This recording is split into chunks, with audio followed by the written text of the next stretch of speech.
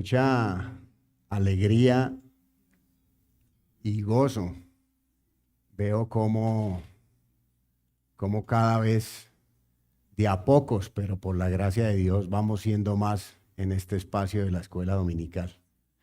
Así de que, pues bienvenidos. Es una alegría y es una gran responsabilidad poder estar acá al frente enseñando, basados no en lo que yo pienso, no en mi criterio, sino en la palabra de Dios.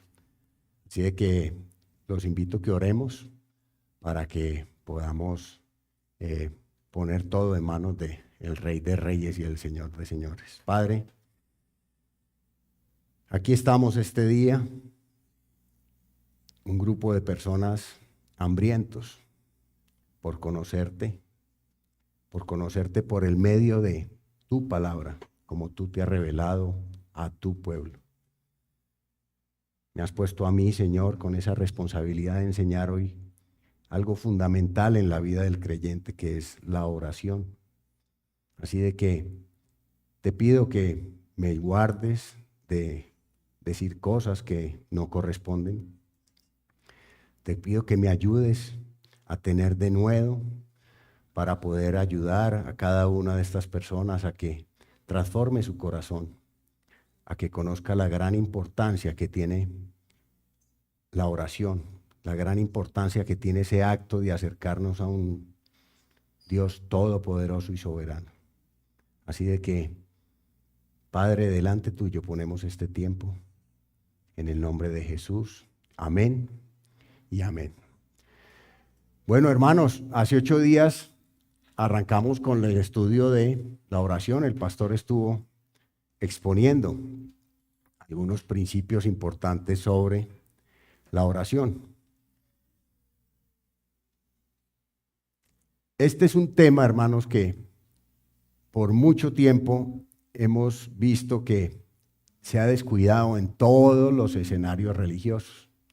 Y no solamente se ha descuidado, sino se ha malinterpretado y se ha manoseado.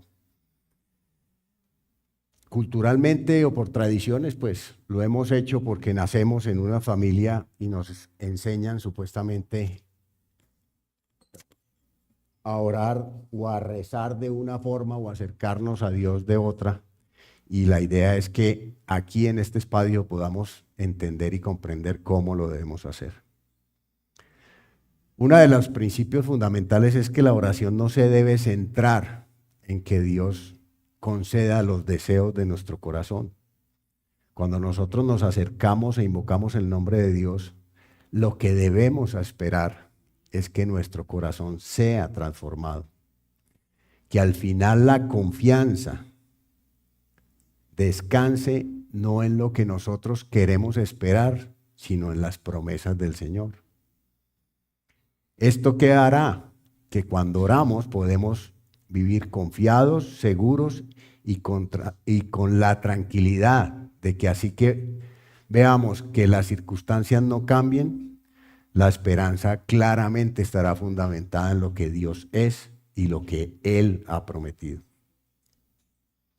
Miren, hermanos, la oración se debe ver como ¿qué? Como un refrigerio para el alma, basada en lo que conocemos de ese gran Dios, que es su poder, su carácter y sus promesas. Hermanos, cuando acudimos a la oración a Dios, lo debemos hacer confiando en ¿qué? A veces cuando escribía yo esto, generalmente aprendimos que nos acercamos a Él esperando que nos dé dinero, que nos sane de una enfermedad, que nos cure rápido, que nos ayude a pasar una dificultad, pero no. Si vamos a la Escritura, las promesas del Señor, ¿cuáles son? Él dará salvación a los perdidos. Él alimentará a los hambrientos. Él librará a los cautivos.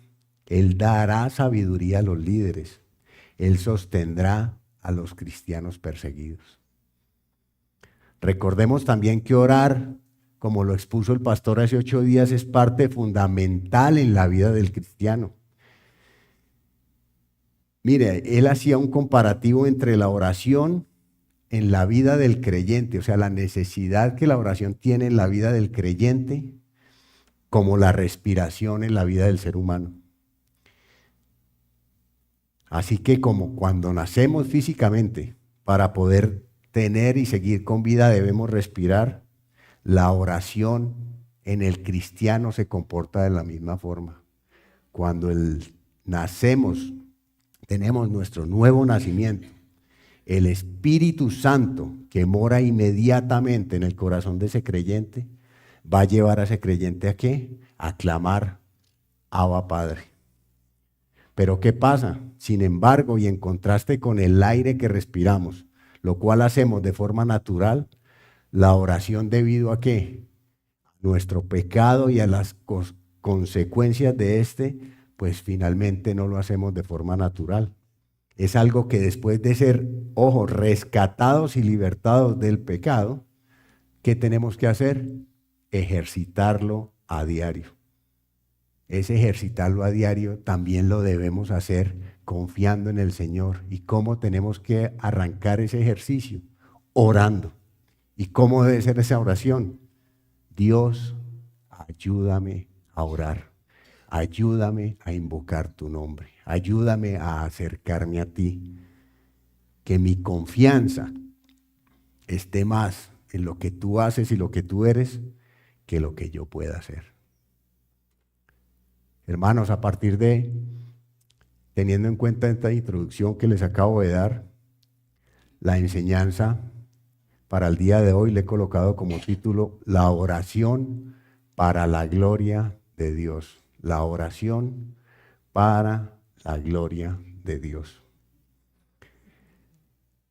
¿Qué se puede entender como oración? ¿Cómo se entiende la oración?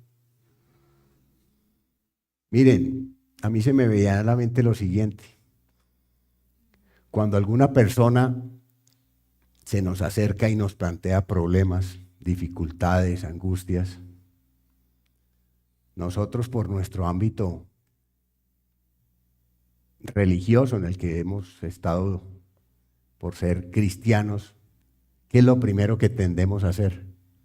Ora, le decimos a la gente, ora. ¿Esto está bien o está mal?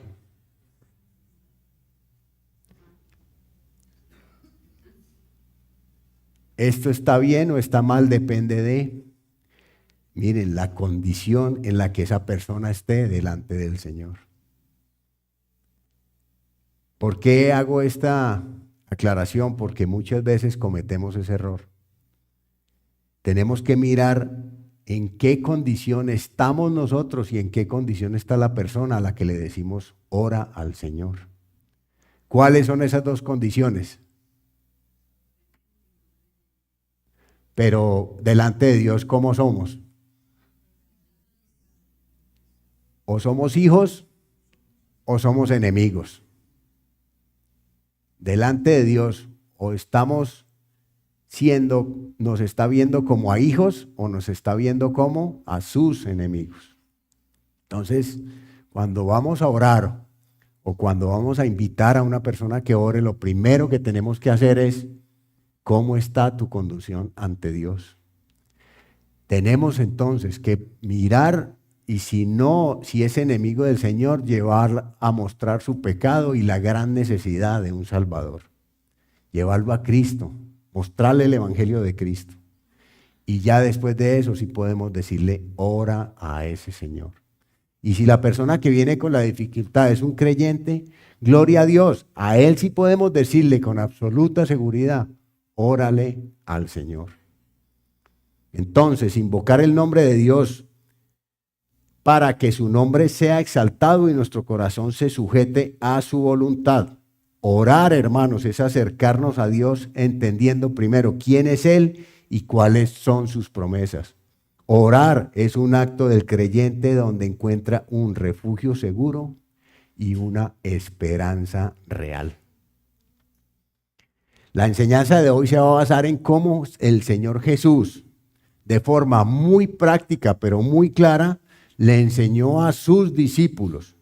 Y como consecuencia, ¿a quién? A nosotros, la iglesia, a través de la Escritura, cómo debe ser ¿qué? Una oración efectiva, saludable y reverente.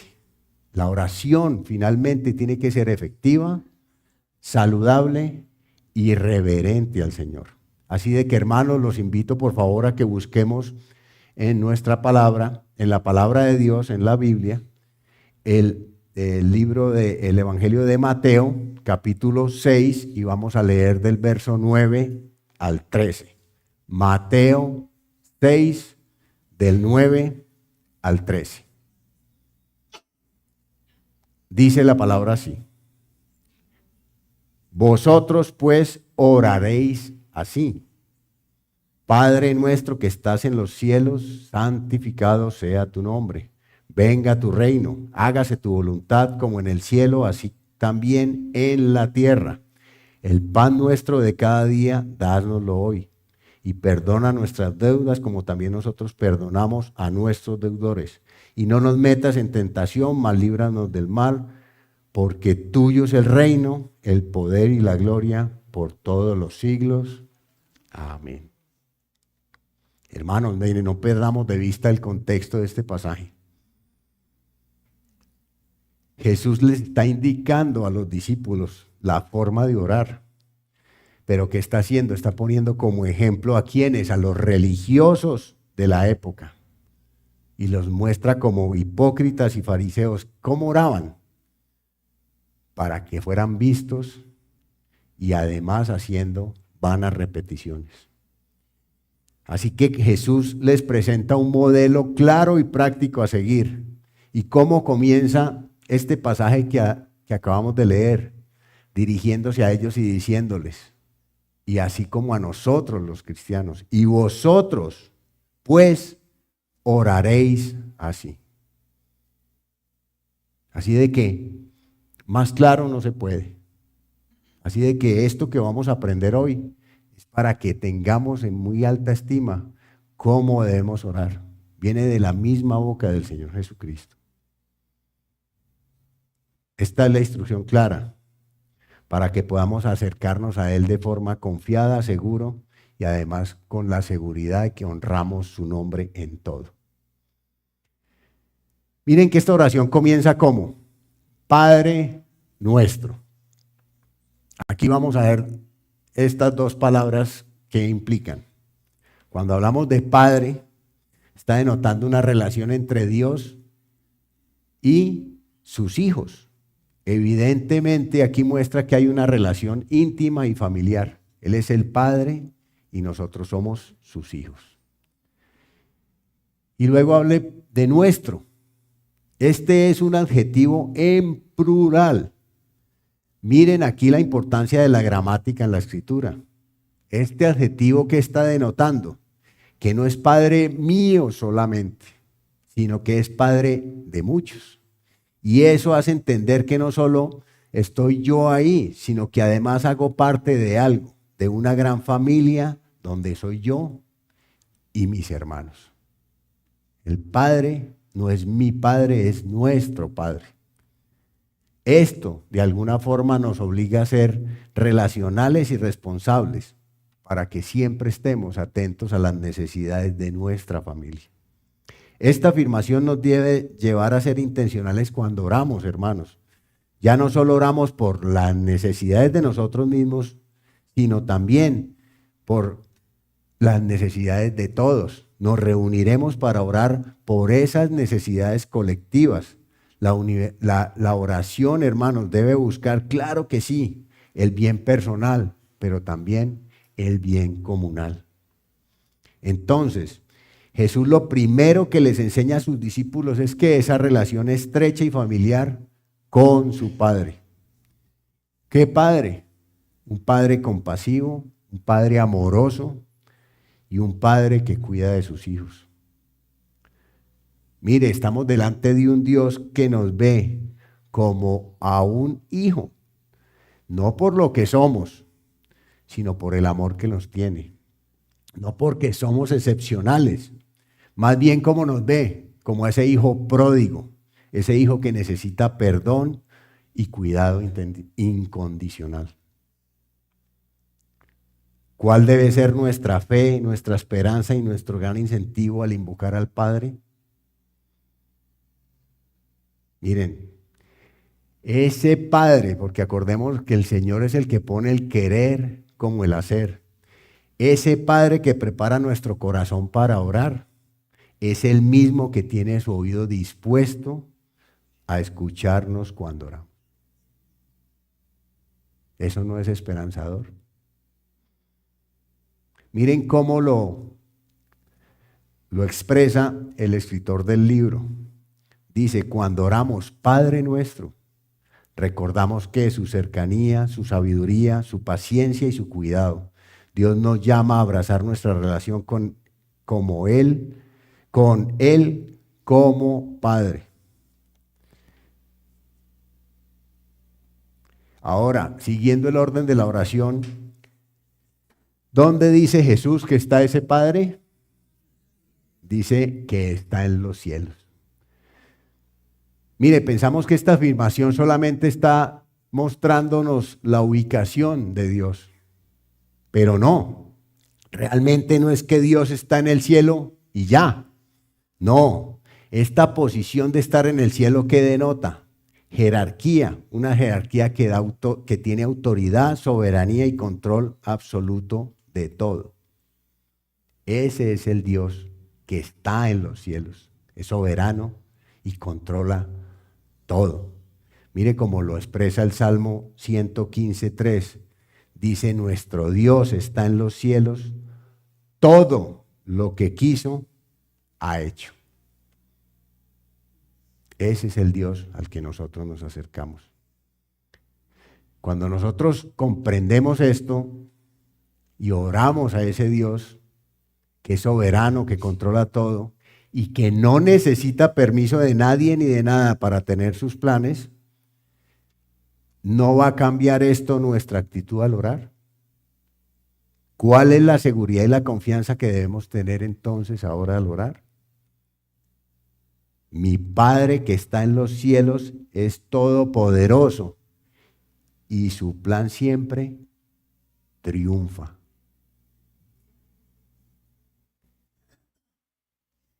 Ese es nuestro Dios, es todopoderoso, a pesar de nuestra torpeza, a pesar de nuestro pecado.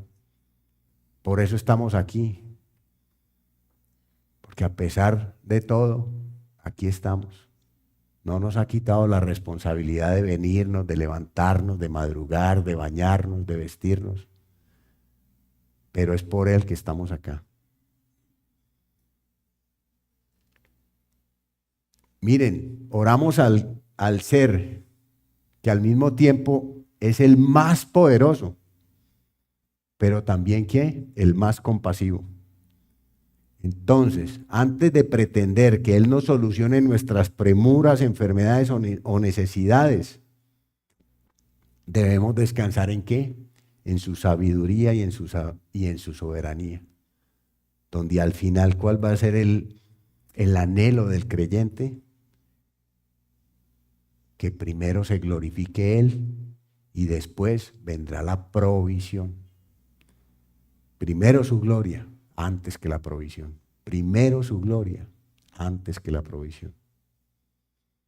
Hermanos, para continuar, aquí el autor desglosa la oración en dos partes. Y la primera es la que tiene que ver con el Señor. Porque dice, Padre nuestro que está en los cielos. Ya tenemos claro que es el Padre que es nuestro y que tiene jerarquía y poder. Ahora esa oración invita a cada creyente a decir ¿qué? Santificado sea tu nombre. Venga tu reino. Hágase tu voluntad, así en la tierra como en el cielo. Por tradición, por cultura, por lo que aprendimos desde chicos, nos educaron con respecto a las creencias religiosas. Esta oración que hacíamos, repetirla, repetirla y repetirla. Y mientras la repetíamos, estábamos pensando en el desayuno, el almuerzo.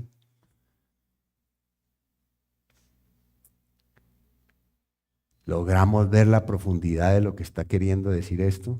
¿Hacia dónde dirige Jesucristo a su pueblo? A que Dios Padre se lleve toda la gloria. Miremos qué quiere decir santificado sea tu nombre.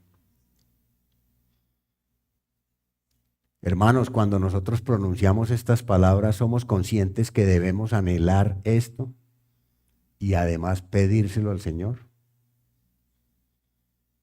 Realmente cuando oramos estamos esperando que su nombre sea honrado. Estamos preocupados, hermanos, porque el nombre de Dios tenga buena reputación. Cuando andamos en la calle, cuando estamos en la casa, cuando andamos con familiares, que les hemos contado que amamos a Dios y que creemos en Cristo, tenemos en alta estima que el nombre del Señor sea honrado. Y esto es lo que nos está invitando la oración. Santificado sea tu nombre. Nos pasa por la cabeza que nuestro actuar puede llevar a muchos a difamar el nombre de Dios. Nos preocupa que la imagen de ese Dios llegue distorsionada a muchos. Esto es lo que dice la oración. Santificado sea tu nombre. Mire, esa es la responsabilidad que Jesús mismo está poniendo sobre los hombros de cada uno de sus hijos.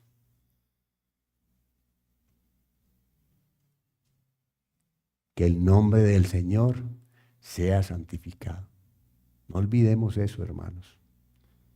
Cada vez que nos acerquemos en oración al Padre, así como pedimos por nuestras cosas, pidamos que su nombre sea santificado con nuestra vida. Que su nombre jamás sea difamado por nuestro actuar. Luego que sigue en la oración, venga tu reino. También lo repetimos, ¿no? También lo repetimos. Y muchas veces ni sabemos por qué. Hermanos, cuando hemos sido rescatados, ya el reino del Señor ha venido. Ya hemos sido merecedores de su gracia. Hemos visto cómo esa gracia nos ha cambiado a través de su poder. Somos conscientes que milagrosamente, y eso es milagrosamente, ya no somos lo que éramos antes. Hemos visto milagrosamente cómo el Señor ha cambiado nuestros afectos. Ya no queremos estar de rumba, ni haciendo ejercicio, ni durmiendo en la cama, sino estamos acá. Eso es un milagro. Es por la gracia del Señor.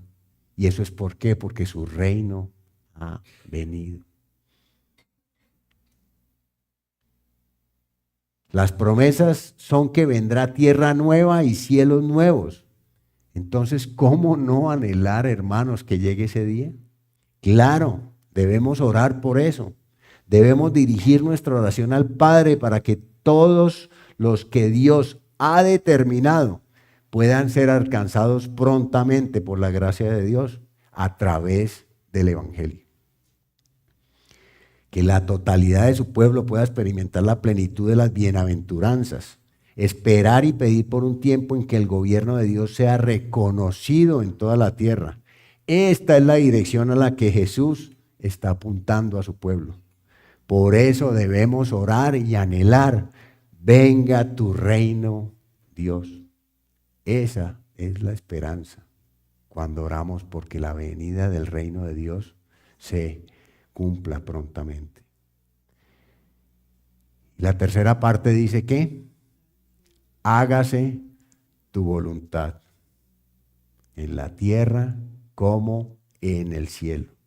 Lo que esta oración está afirmando es que se haga la voluntad de Dios en la tierra como ya se hace en el cielo. El cielo realmente hoy día está sometido completamente al gobierno de Dios. Y esa debe ser nuestra esperanza, que la tierra gozosamente pueda sujetarse a la voluntad de Dios en todo. Cuando oramos nosotros eso, estamos orando por la extensión de su reino, porque la voluntad de Dios es que su reino sea extendido. ¿Y cómo se lleva a cabo la extensión de su reino? A través de la predicación del Evangelio. La obra evangelística es la que proclama y proyecta el reino de Dios en esta tierra. Y esa finalmente es una labor que cae también sobre los hombros de los cristianos. Debemos predicar el Evangelio, debemos vivir en el Evangelio. Y de forma práctica debemos mostrar que el Evangelio es real y es poderoso. Cuando el pueblo unido ora, estamos hablando de la oración congregacional, y anhela y sinceramente pide estas cosas, lo que va a pasar es que al final, ¿qué? Seremos un testimonio real de ¿qué? De la gloria y el poder de Dios. Al final nosotros, lo que vamos a mostrarle al mundo, no es lo que somos capaces de hacer, sino lo que un Dios todopoderoso puede hacer en la vida de un pecador como nosotros. Entonces, queridos hermanos, esta primera parte de la oración que nos puede enseñar, primero que Dios es Padre y como Padre es amoroso y compasivo y además cuida de sus hijos. También que no es solo mi Padre, que es Padre de muchos, y eso nos hace parte de una gran familia, donde además tenemos muchos hermanos. También denota que Dios está en el cielo. Esto determina jerarquía, su posición y su poder. Que la primera parte de esta oración va dirigida a Dios mismo, donde nuestra petición debe ser anhelando lo siguiente.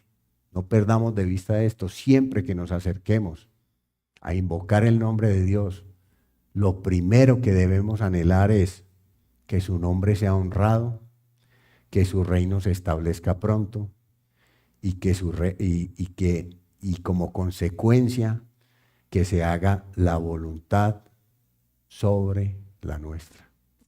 Ese tiene que ser nuestro anhelo. Hermanos, cuando nosotros nos acercamos a estas oraciones y en la medida que estudiamos la palabra de Dios, vemos que Dios creó el mundo para su gloria. Eso dice la Escritura. ¿Y qué pasa cuando vemos el mundo de cabeza? Si el mundo debe reflejar la gloria de Dios, ¿por qué está así? Mire, esto no es nada más sencillo que entender que es el pecado en el ser humano. Son las consecuencias del pecado, del egocentrismo, el afán de llenar nuestros deseos y nuestros gustos. ¿Qué tenemos como consecuencia?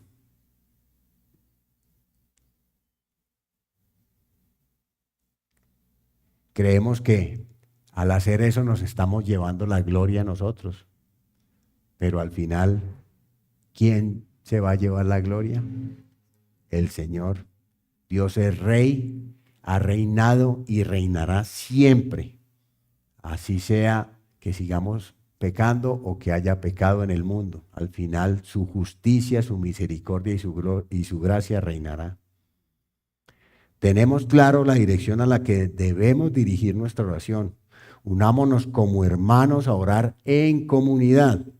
Si nos unimos en un solo cuerpo para orar e invocar el nombre de Dios, alineados con la voluntad de Él, ¿qué va a pasar? El propósito santo de nuestro corazón será pedir de la siguiente forma: que su gloria se propague, que su reino se establezca y que el mundo se sujete a Él. Con toda seguridad estas oraciones tendrán una pronta respuesta y además cumplirán con el propósito de ser refugio y una esperanza para todos. Esa es la primera parte de la oración. No sé si hasta acá tenemos alguna pregunta. Bueno. Él sabe claramente, estoy hablando de Jesús y Dios, que el pueblo, mientras estemos en esta tierra, tenemos necesidades. Pero también Jesucristo a través de la oración nos muestra cómo debemos priorizarlas. Él las divide en la siguiente manera, en esta oración, y cómo debemos nosotros verlas en nuestra vida cotidiana. Él habla de provisión, perdón y protección. Provisión, perdón y protección. ¿Qué dice el versículo 11? Dice, el pan nuestro de cada día, dánoslo hoy. Está pensando en la provisión de su pueblo. Pero miren que dice, en pan nuestro de cada día. ¿Por qué nos está llevando a pedir por el pan del día y no de la semana o del mes? Proverbios 38:9 dice lo siguiente, aleja de mí la mentira y las palabras engañosas. No me des pobreza ni riqueza. Dame a comer mi porción de pan. Ojo, no sea que me sacie y te niegue y diga, ¿quién es el Señor? O que sea menesteroso y robe y profane el nombre de Dios. Jesús, exponiendo el mismo sentimiento del profeta Agur cuando ora, ¿qué era lo que pedía? Que la provisión fuera diaria. Ustedes se imaginan, y eso pasa en el corazón de muchos, cuando ya tenemos el banco lleno, pues nos creemos que no necesitamos de nadie más. Y no hablemos de la parte económica, y yo creo que eso nos pasa acá a todos. En la medida que tenemos paz, tranquilidad, que estamos tranquilos, ¿cuánto tiempo o cuán presente tenemos invocar el nombre del Señor? Pero no es sino que me entre una llamada de algo que me va a quitar la paz. Un familiar se enfermó, o es el médico que le diga, lo necesito acá porque encontré un examen raro, o que lo llamen y que tuvo una situación económica difícil. Ahí sí, vamos a buscar al Señor. Entonces, aquí es claro, no me des mucho porque puedo olvidarme y decir, ¿quién es Dios? O no me des poco porque digo, ¿dónde está Dios? Y ya no confío en Dios sino en mí, y mire lo que dice acá. O que sea menesteroso y robe, y al final, ¿qué? Profane el nombre de Dios. La comida y el vestido y las cosas de este mundo son importantes en muchos aspectos. Pero lo que Jesús está enseñando es que si tenemos algo, es por gracia y por la provisión del Señor. Si creemos que estas cosas son el fruto de nuestro esfuerzo, ¿cómo terminaremos? Con un corazón lleno de ¿qué? De orgullo y de codicia. Entonces, ¿qué es lo que el Señor está invitando? Que oremos diariamente para recordarnos que toda dádiva viene de Dios. Ese debe ser el corazón del creyente. Tengamos mucho, tengamos poco. Cuando nos acostemos en nuestra cama, cuando nos sentemos a comernos nuestro huevito frito, cuando nos tomemos un vaso con agua, todas esas dádivas vienen del Señor. Lo segundo que el Señor enseña es lo que dice el versículo 12. Y perdona nuestras deudas, como también nosotros perdonamos a nuestros deudores. Hermanos, esta es una petición que también tiene que hacerse a diario. No olvidemos que si nosotros hoy, como lo exponía al principio, estamos en amistad con Dios, si podemos ser llamados hijos, no es por lo bueno que hayamos sido, es por la gracia del Señor. Es porque nuestros pecados fueron perdonados y no solo fue posible, y eso solo fue posible por el indulto y el perdón recibido de la gracia de Dios, por la obra redentora y expiatoria de Cristo. O sea que hemos recibido perdón, no porque lo merezcamos, por pura gracia del Señor. Si pedimos por el pan diario, también debemos pedir diariamente por perdón. Cuando nosotros pedimos diariamente por perdón y en todo momento, esto nos va a recordar básicamente dos cosas. Lo más importante es nuestros constantes fracasos, nuestra falta de santidad y que esa santidad solo la encontraremos en el Señor. Pero ¿cuál es la esperanza? Que si nos acercamos a Él con un verdadero arrepentimiento, ¿qué tenemos? Un Dios que está dispuesto siempre a perdonarnos. Esas dos cosas, cuando lo hacemos a diario y en todo momento, tenemos claridad de que ese es al Dios al que nos acercamos. Y ojo, no estoy hablando que hay que pedir perdón para ser justificados ante Dios. Nosotros ya estamos justificados por la obra redentora de Cristo. Pero cuando el perdón se pide a diario y en todo momento es para que nuestro proceso de santificación día tras día se cumpla. Esa es la tarea de pedir perdón a diario. Pero cuando lo hacemos así, entonces de la misma manera, hermanos, debemos estar prestos, así como el Señor está atento y dispuesto a perdonarnos. ¿Qué dice aquí la oración? Que de la misma manera debemos estar prestos ¿a qué? A perdonar a todo aquel que nos ofenda. Por eso la oración es clara y dice, como también nosotros perdonamos a los que nos ofenden. Así de que cuando nos acercamos en oración, primeramente tenemos que tener claro de que si vamos a pedir perdón, no es que debemos haber perdonado para que nos perdone, sino que debemos no olvidar la gracia que el Señor ha tenido con nosotros para perdonarnos, y por el amor a esa gracia y poner en alta estima, debemos estar siempre muy dispuestos a ver a nuestro hermano que nos ofende con un corazón dócil y con misericordia. Y el versículo 13 dice, y no nos metas en tentación, mas líbranos del mal. Vemos cómo Jesús cierra esta oración recordando que mientras estemos en la carne estaremos expuestos tanto a las tentaciones como al mal. Él conoce nuestras debilidades y sabe cómo éstas nos llevarán a la destrucción.